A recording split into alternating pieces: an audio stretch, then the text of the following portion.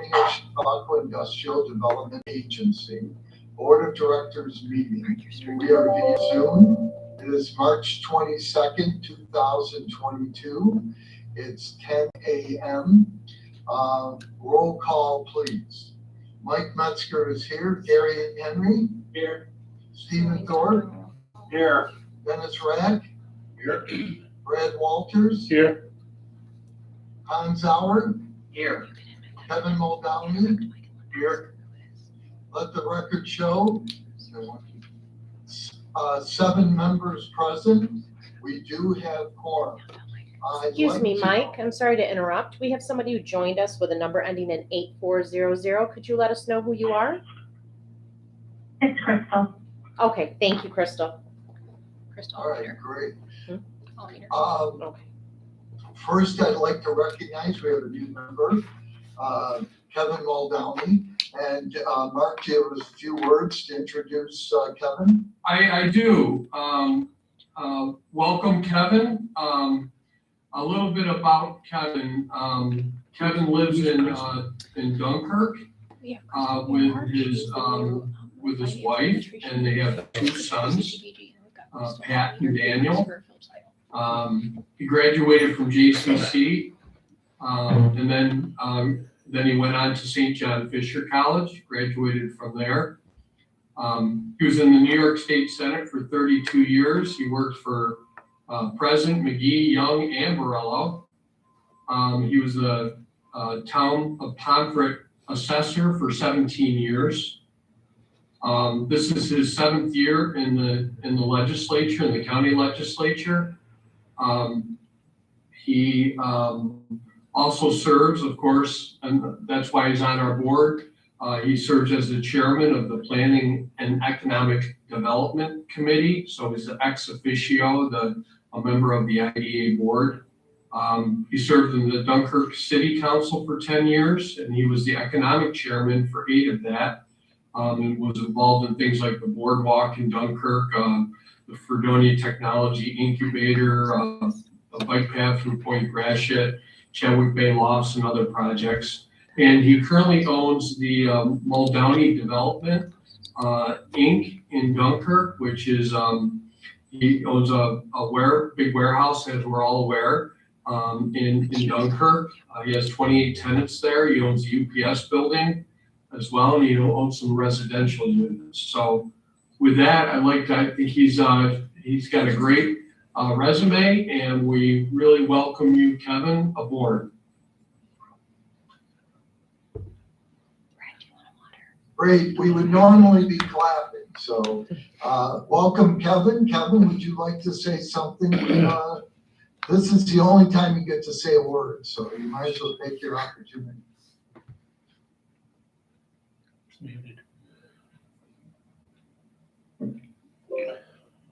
Oh. Kevin's muted. Kevin is muted? How about now? All right. I introduced myself by saying, as everybody knows, I'm a little technology challenged here, but I'll get with it. I appreciate being a member of the board and look forward to participating as much as I can. Thank you very much. Well, welcome, Kevin. You'll be a great asset to this board. So thank you. Thank you for serving. We have our audit review today, but first let's go through our traditional agenda. I would like to accept a motion to approve the January 25th, 2022 minutes, which you've previously received. Motion. So I've got a motion by Stephen. Do I have a second?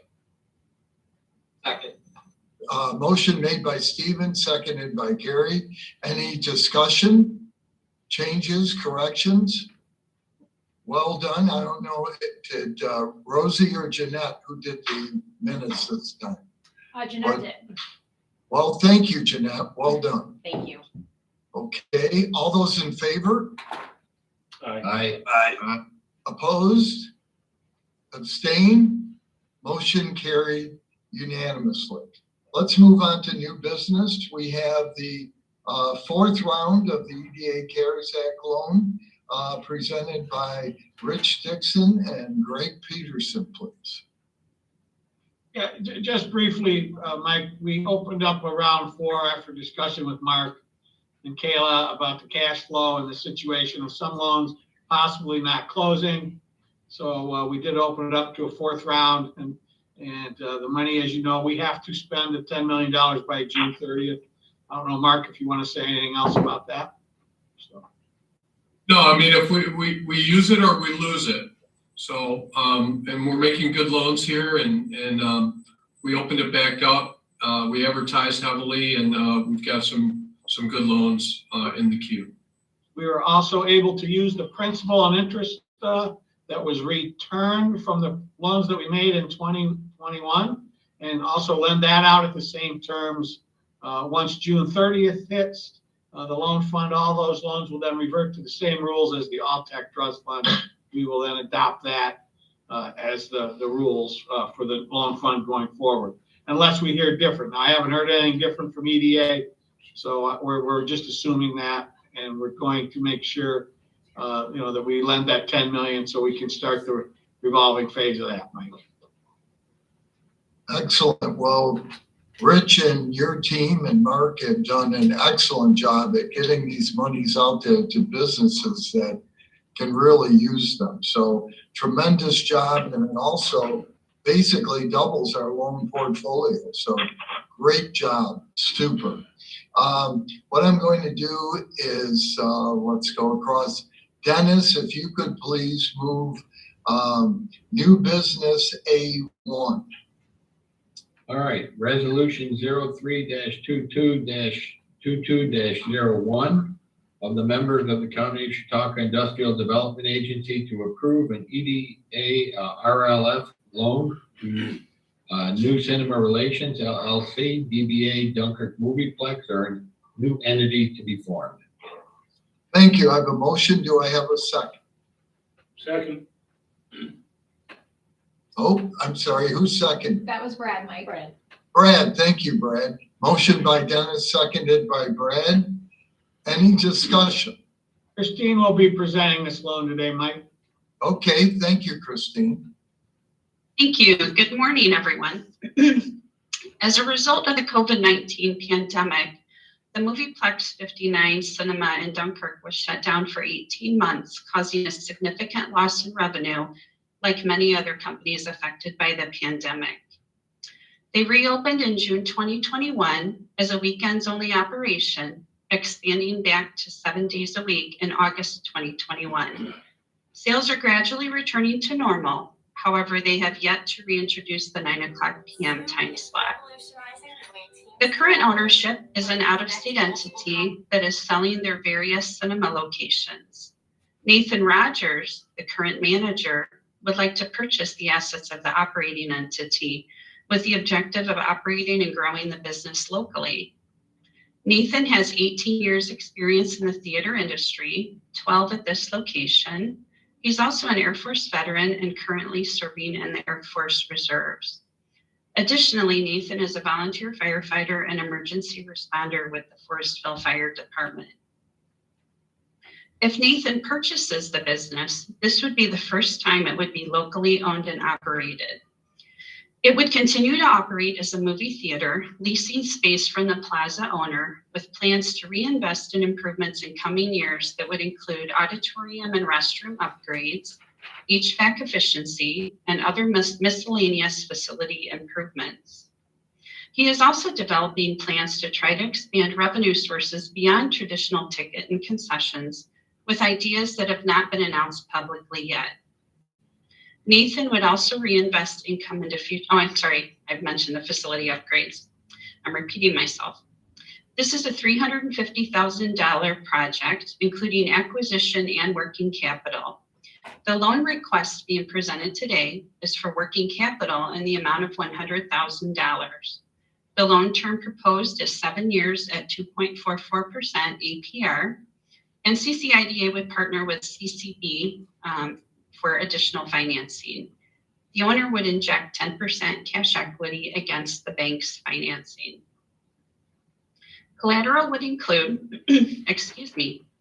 a subordinate lien on all accounts receivables, furniture, fixtures, furnishings, machinery, and equipment, inventory and assets of the company, key man life insurance on the life of Nathan Rogers in the amount of $100,000, and the unlimited personal guarantee of Nathan Rogers.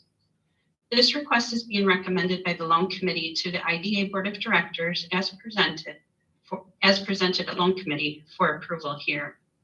And I will state that, as I did during the loan committee meeting, that this is one of the key entertainment attractions in the Dunkirk-Fredonia area in northern Chautauqua County. In fact, our family attended Spider-Man before this request came in, and the Uncharted movie afterward, and both were great experiences at this establishment. This cinema currently has 7 jobs that would be retained, plus there are plans in the future to add 3 to 4 new positions. As with any project, details are still being finalized in order for this project and investment to move forward. Are there any questions? Thank you, Christine. You're Yes, and as you all know, all 3 of these were approved by the loan committee. I don't see any questions. All right, I'll take a roll call vote, please. Mike Metzger votes aye. Gary Henry? Aye. Stephen Thorpe? Aye. Dennis Rack? Aye. Brad Walters? Aye.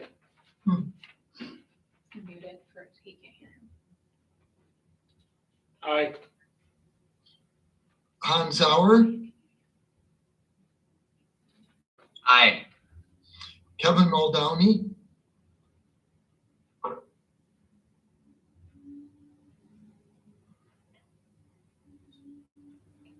Kevin, you're on mute. Aye. Thank you. Let the record show 7 votes in the affirmative. Motion carried unanimously. All right, so let's, Gary, if you could please move new business A2.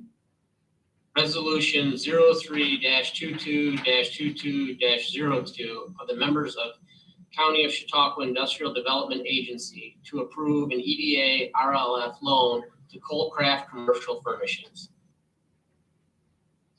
Thank you, Gary. I have a motion. Do I have a second? Second. Okay, motion made by Gary, seconded by Dennis. Discussion. Who would like to introduce this loan, please? Hi, Walmart. This is Carol. Good morning, everyone.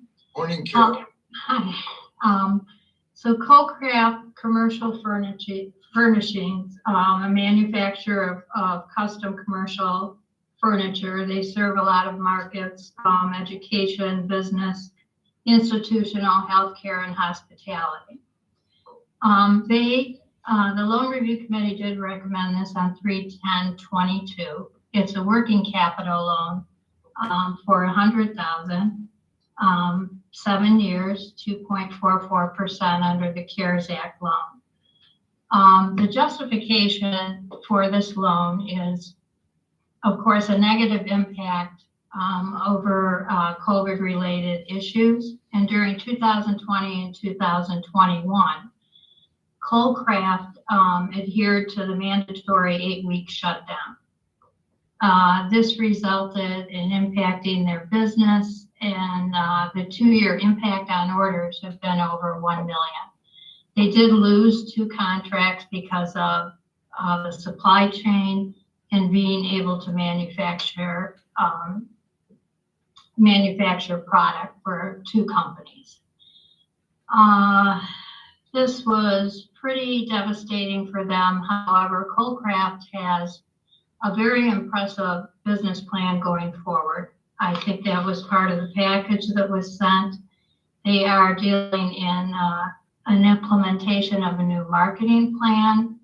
They've established a new engineering process to reduce waste and improve the efficiency overall.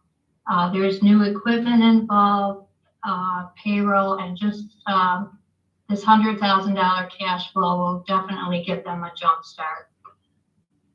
Besides the terms being 7 years at 2.44%, the loan is secured by subordinate lien position on all accounts receivable, furniture and fixtures, inventory and equipment, and all assets of the company, a corporate guarantee of Colcraft Commercial Furnishings.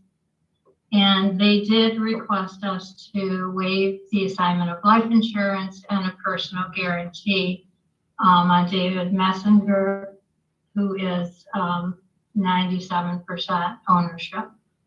The loan review committee did recommend it going forward with that type of collateral and that amount. So at this point, are there any questions on that? On the loan? His business plan going forward is very impressive. David is a very ethical man and adhered to that 8-week shutdown. Well, thank you, Carol. You're welcome. Thank you. Hearing none, roll call vote, please. Mike Metzger votes aye. Gary Henry. Aye. Stephen Thorpe. Aye. Dennis Rack. Aye. Brad Walters. Aye. Hans Sauer. Aye. Kevin Muldowney. Aye. Let the record show 7 votes in the affirmative. Motion carried unanimously. Hans. Thank you, Carol. Well done. Thank you, guys. Hans, if you could please read new business A3, please. Sure. Resolution 3/22/2203 of the members of CCIDA to approve an EDA RLF loan to the Balicki Law Firm PC. Thank you. I have a motion. Do I have a second? Second. Motion made by Hans, seconded by Gary. Discussion. Who will be presenting this one? I will be doing this one, Mike. Thank you, Rich. So Byron Balicki is the sole proprietor of the Balicki Law Firm. He has 6 attorneys working with him. He had an LLC that also owned a beautiful building on North Main Street, which has since been sold. While he's keeping his attorneys on, they'll be going remotely. I know Dave and Justin know what that's going to be like, downsizing the office and going remotely seems to be a trend we're seeing, and it's worked out quite well for Byron at this point. But due to the pandemic, he saw a severe crunch in his cash flow. Clients have reduced their demands for legal services, especially on the intellectual property side. Recording in progress. Got it, okay. I'm sorry, my screen just popped up with something. Additionally, the federal courts were closed for a while and then they reopened, in a slower pace. So that's really setting back to the tune of $20,000 to $30,000 a month on his cash flow. But as that's opening up, he's starting to see the light at the end of the tunnel. And we had cut his cash working capital by $87,500 the first time, and he's requesting $80,000. He gets another additional $80,000 instead of the $87,500 we gave him the first time, which is a little less than his original request. But he's confident that will get him through and back up and running at full speed. So the terms will mimic the first loan, five years, Mike, 2.44%. And the collateral will be the same. We'll have a subordinate position on all assets. So Byron was very thankful for the first loan and helped him get through, and he's very appreciative that we're considering this one for him as well. Thank you, Rich. Any questions for Rich? Seeing none, it's funny, instead of hearing none. Mike Metzger votes aye. Gary Henry? Aye. Stephen Thorpe? Aye. Dennis Rack? Aye. Brad Walters? Aye.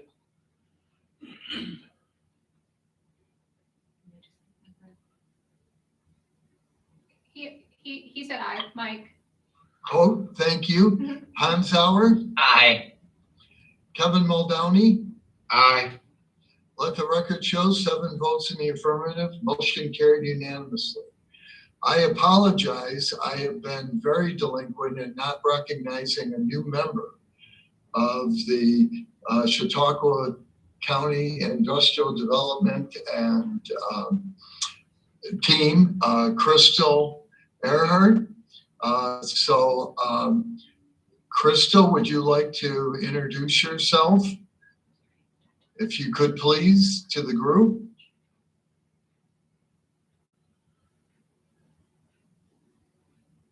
Oh, you're on the phone too. Can't hear you, Crystal. Oh. I'm sorry, I'm having headset issues, so I'm on my phone too. Yeah, I'm Crystal Ahert. I'm very happy to be a part of this team. Well, thank you. Welcome aboard. Thank you.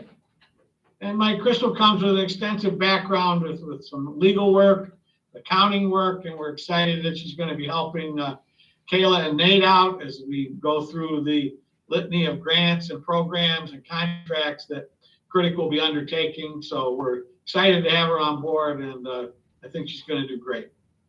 Hey, Mr. Chairman, I want to note that Crystal, in a prior life, worked for a firm called Phillips Lytle, and she signed a do not disclose thing. So don't ask her any questions about us, please. Well, we won't hold that against her. All right. Well, thank you. Great to have you, Crystal. Let's move to the executive director's report. Mark? Yes, thank you, Mr. Chairman. I'm going to be very brief because we're going to have an audit presentation today. So just a couple of things real quick. When we were talking last week, we were talking about the open meetings law and if the governor should, open it back up and say, okay, you have an option. I mean, there's a couple of things that could happen. She could demand that, or, make it so that we have to have in-person meetings, or it could be we have the option to meet in person or by Zoom. And so we wanted to have a discussion about what the board would prefer, whether that be stay Zoom or in person. But I had another thought, Mike, and that was, we also, if that option is available to us, we could also perhaps do a hybrid where if people wanted to attend in person, we could also do it remotely in the room. So I don't know how the board members feel about that, but we thought we should have that discussion. What are the thoughts of the board? Would you like to get back to face-to-face meetings if it is an option? I enjoy the face-to-face meetings. I don't know if we have to do it every month, but I would think at least a few times a year we ought to meet. Okay. I agree with Gary. I think it's important for us to come together, but boy, it sure is convenient. I was on a Zoom call at 9, another one at 10. It just wouldn't have been possible if we had to be in person every time. So. Mm-hmm. Yeah. Anyone else? Okay, well, we'll see what our governor says. I've been recommended that people don't see me face to face, but hopefully that won't be an issue going forward. Okay. Hey, Mike, can I just say one more thing? It's Hans. If anyone asks for input from the governor's office, which I doubt they will, you might know that this committee, this board is a pretty heavy lift for volunteers, right? Monthly meetings, and if you're on any committees, there's a lot of time that I think the board members dedicate to their work on this board. So flexibility and virtual meetings would definitely be appreciated, and I think encourage quality candidates' participation. No, good point. Thank you, Hans. Okay, second thing, we're, as you all know, it's the IDA's 50th anniversary this year. And we've been talking, kicking around some ideas on how we might celebrate that. And one thought is to have a community day at the ballpark, the Tarp Skunks ballpark, and maybe, invite the public, and we could have, all the board members and staff and everyone else, and have kind of a day at the ballpark. And I know that Greg would love that idea. So I don't know if anybody had any other ideas, but that's one we're sort of kicking around. So let me know, okay? Let me know if you have any other ideas. Two other things real quick.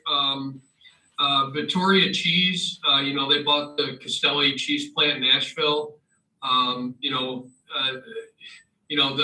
Italians have had a hard time getting over here because of their visas issues with COVID.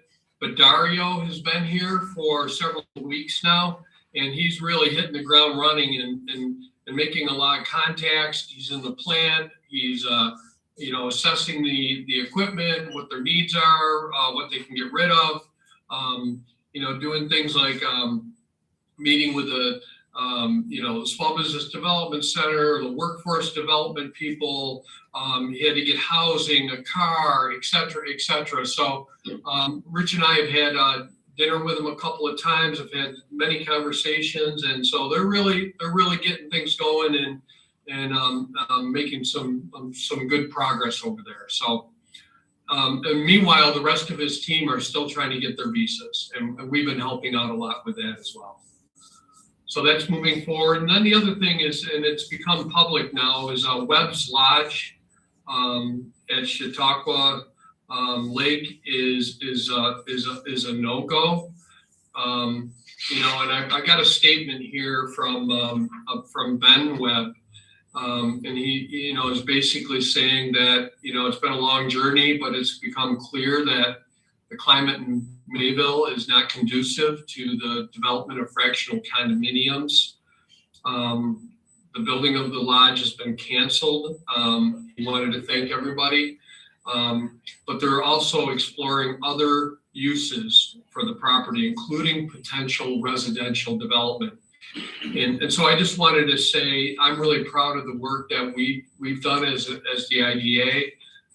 It's been a lot of work between not just the incentives that we're providing, a pilot loan, et cetera, but we also secured a OCR grant for the project and have assisted in many other ways. So Rich and I met with Ben yesterday, and he was very apologetic, but wanted to thank us for all our hard work. So it is what it is,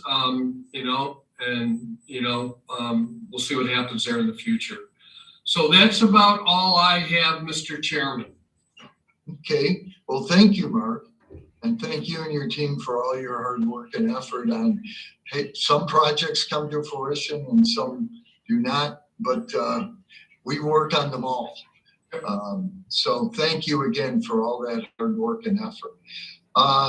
We're going to move on to the treasurer's report, and I'll have Rich Dixon introduce the auditors and the audit report. But first, I want to thank the audit committee, which is Hans Auer and myself. We had a very in-depth review, and I want to thank BWB for their presentation and review with us, and it was passed at the audit committee.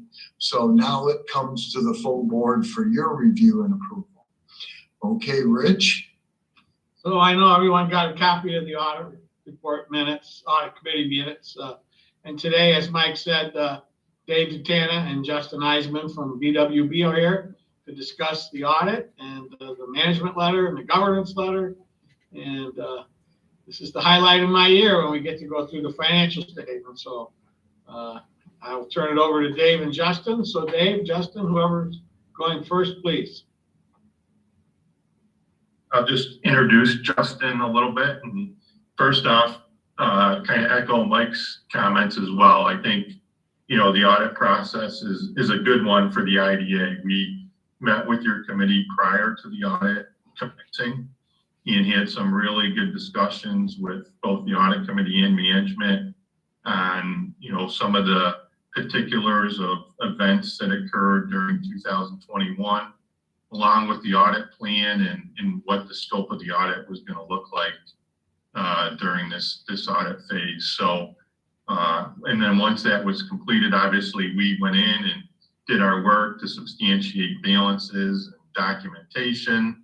And then we got back together with the group to really go over the report in good detail. So, always appreciate the input from everyone and again, the process that we go through with respect to this audit. It's always very, very good. So what I'd like to do is turn over the presentation to Justin Heisman, who's a manager with BWB, plays an integral role in the audit. And he's gonna kind of just give you some high points as far as the audit is concerned. And then we'll open it up to any questions that any of the board members might have. So Justin, if you want to take it away. Thanks, Dave. So I'm going to share my screen, walk through a couple of reports, starting with the full audit report that we provided you. So, page 1 and 2 of this report are audit opinions. And that's the whole kind of reason we come out to do this audit, is to provide our opinion. Now, if you were to look at this report and compare it to last year, a lot has changed in the format and some of the appearance. The opinion letters right there at the top now, which it used to be kind of towards the bottom of page 1. So it's bringing it right to your attention right from the start, that it's a clean, unmodified audit opinion. The other thing they added to it, which has always been there, it just hasn't been spelled out in an opinion letter like this, are the auditor's responsibilities. So in the past, it was just a narrative, about a paragraph, very similar to the one there that's included. But now they've added these bullet points, which I think are really good bullet points. These are things that we've always included in the audit. They've been part of our standards the entire time, but they haven't been spelled out as well for the reader. Exercising professional judgment, attaining an understanding of your internal controls. There's the conclude about whether or not there's any issues with going concern, things like that, which, as we said, in the past, were always part of what we did as part of the audit, but they weren't spelled out quite as well in the opinion letter. So I think that was a good addition. And then also it adds here that, that we're required to communicate to those charged with governance. And that's the audit committee meeting that Dave and Mike discussed. And, we had very good meetings to discuss the audit, the planning, and, where we should focus our attention. And those were all good meetings. So then let's get into some numbers here. I think I go to page 9 of the report. So page 8 is the balance sheet. This isn't a comparative balance sheet, so you can't see prior year's numbers, but if you were to look at it and compare it to last year, the biggest change is really going to be in the EDA CARES fund. Just seeing those new loans come on. Let me make this a little bit bigger. Thank you, Justin. Yeah, sorry about that. So the EDA CARES fund, about $6.2 million loaned out right now. We're reserved against it with bad debt reserve of 1.1. That is actually, it's up from last year because the loans grew, but it's actually down in percentage. And that's something that, we made the decision with the audit committee and Rich, we talked through it. And, in the past, last year, because of the uncertainty of that loan, we were reserving 30% of those loans. This year, we dropped it down to 15% because your loans are, paying pretty well right now. Not too many loans in forbearance, nothing significant in terms of delinquent payments. So we've dropped that reserve down. So that was a big change for the balance sheet. Page 9, the income statement. I'll go down to where the bottom line is. So your IDA fund, you made $220,000 in there. Your overall net position is $3.5 million. A good chunk of that is in unreserved, so it's the IDA fund's money to spend. These other columns, your revolving loan here made $15,000. The have a net position at the end of the year, 583. That third column is the LTEC fund. That made 303,000. Really, it's the interest earned on the loans outstanding is what's driving that. $8.8 million net position at the end. Your EDA Cares fund made $5.3 million, but that's all because of the $5.9 million you received in grant income. So that's really driving that. And, on your balance sheet, you have this large net position, large equity position of $6.8 million, but that's really offset by that large holding in no receivable. It's not liquid. And then the CREDC fund out here to the right, that is, you lost 67,000. You're really spending a lot of money on PEG and things like that, getting things going there. And your overall net position dropped to around 200,000. And then something to add, if you were to look at last year's, there's the Chautauqua County Capital Resource Corporation. That was actually hidden on last year's financial statement because it had no activity. This year you did help refinance a couple tax-free loans, so that did have activity. So that's what we're showing there. It's really the application fee that you received for helping with those loans, and then the administrative costs that just cancel out with that. So then I'm going to stop on the cash flow statement. Quite often we don't talk about this, but I think it gives a good picture of the activity for the year. You can see here you have $6.7 million of grant income. A good portion of it's in CREDC with PEG grant income coming in, but most of it's the EDA Cares fund, about $6 million of it.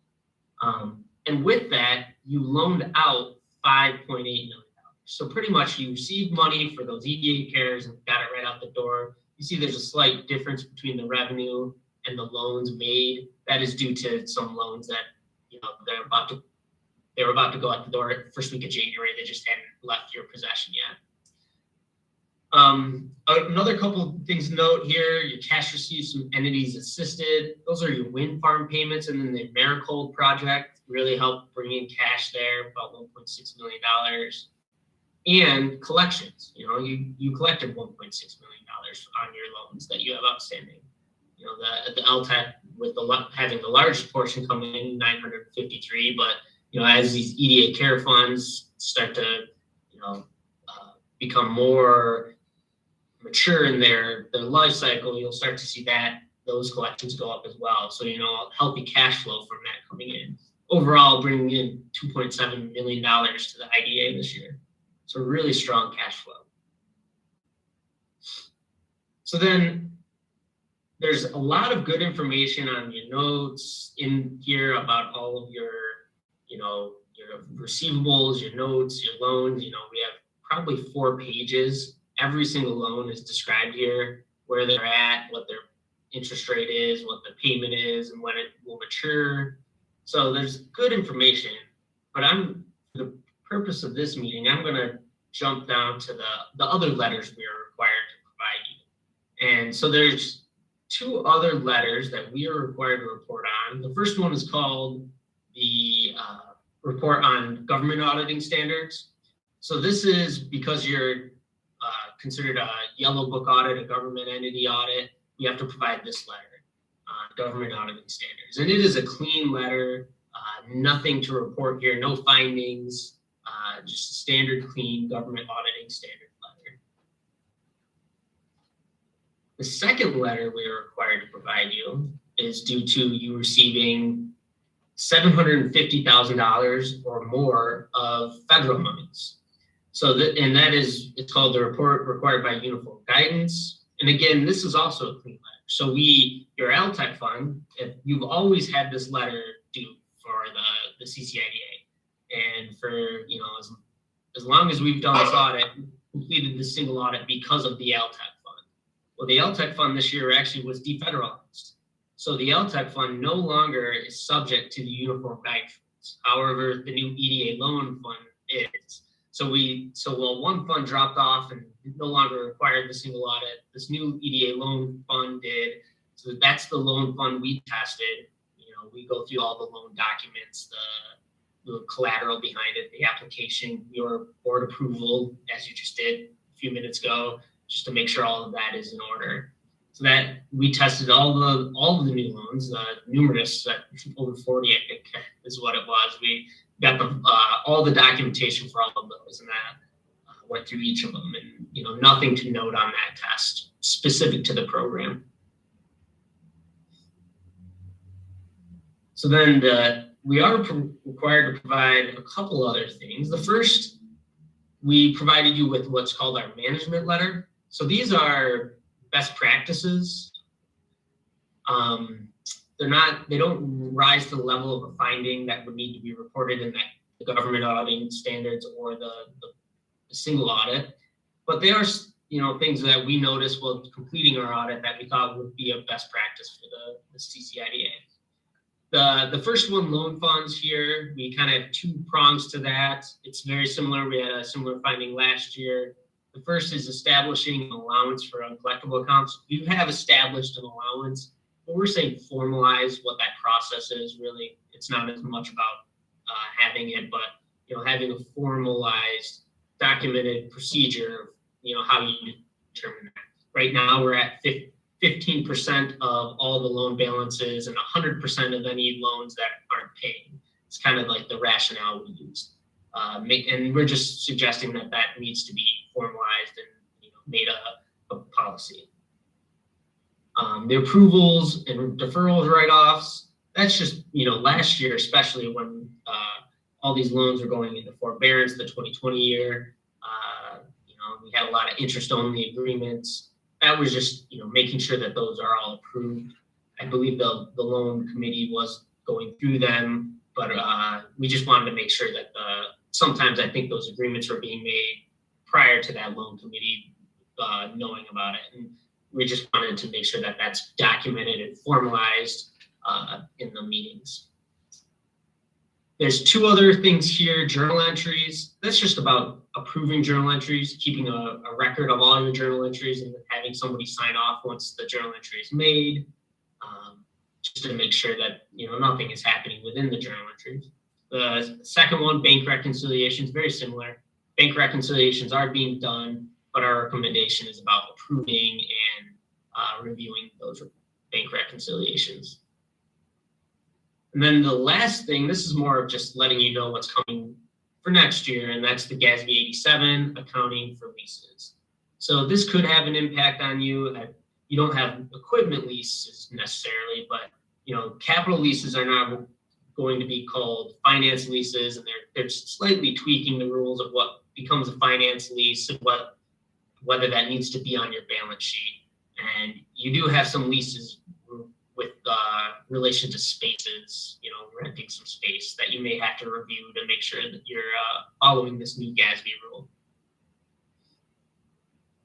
And then the final letter we're required, and this is just the communication to you as the board. This is a clean letter. There's nothing to note on here. It discusses whether they're corrected or uncorrected statements that management chose not to make, whether we had any disagreements with management, and nothing like that was encountered during the audit.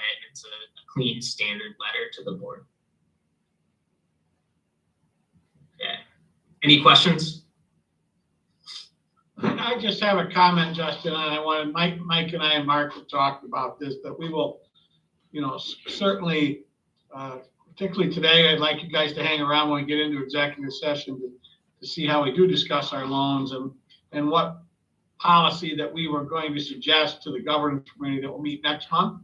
And we'll run that by them. Kayla's already sticking bank recs in front of my nose to review and sign. We'll be doing the same thing with the journal entries, and the same with the forbearances and the interest only. We're going to talk about that in executive session as well. So. Yeah. And you guys did a great job, and I know it was not easy. Sometimes we're working at home, sometimes you're working at home, but Dave, you and Justin did a great job, and so did Kayla. I want you all to know that they did a great job. Thanks. Just a couple other comments. If you were to pull out last year's management letter, we also had a pretty large comment on pilot payments and what your responsibility is with pilot payments and ensuring what you collect ultimately goes out. And our recommendation was really to have a process in place to perform reconciliations, because there are a lot of moving parts there as far as when the money comes in and when it's got to go out. And Kayla and Rich during the current year put in a really nice system where those were being tracked and reconciled. And so we wanted to, kind of point that out to the board and the committee that was a real positive. The other item that wasn't in last year's audit, but it's an item that we've been really honing in on a lot of organizations that we perform audits on, particularly, as a result of the pandemic. Two big things have happened. There's been a lot of change in personnel turnover. They call it the Great Recession, or great, what do they call it? Great resignation. And then also, there's folks that have been ill due to the pandemic. And so a lot of our audits were kind of looking to say, geez, is there processes in place that are written so that, if those situations occur, somebody could step in and maybe not miss a beat as far as the processes are concerned.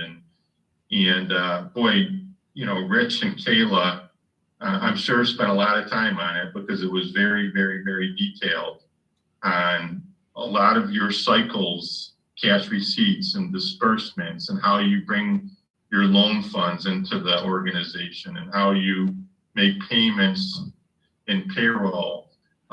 All those processes are now written in procedural form. And I give the group a big kudos for that, because that's not easy. It sounds like it's easy, but I can tell you a lot of organizations don't have their procedures and their policies in a written format. And so just wanted to point that out to the group, because I think it's really critical in this time that we're in. And it's just the fact that you now have in place can always be tweaked, it can always be added to, but it was a job well done. So great job, Kayla and Rich there. Great job, Kayla. You can thank my kids. Those are my maternity leave instructions.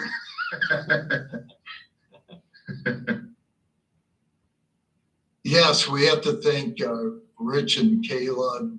The business basically doubled over the last 2 years. So we've doubled our size, we've doubled our loans, we've probably more than doubled our transactions. So Crystal is a great addition, and but we're going to be looking into where we're going to be in the future and what we're going to need as we have grown considerably in size and in scope. So, but I also have to thank Dave, Justin, and your team for an excellent audit.